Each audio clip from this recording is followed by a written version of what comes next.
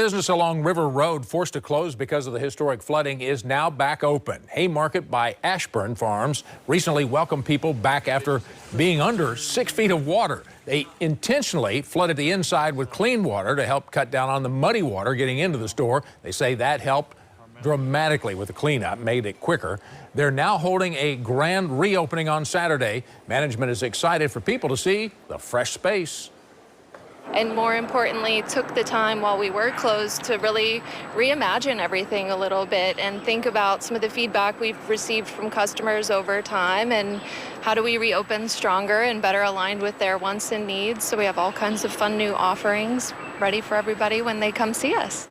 And one thing that is new, they can now serve wine by the glass. The grand reopening is all day on Saturday from 7 in the morning until 7 at night.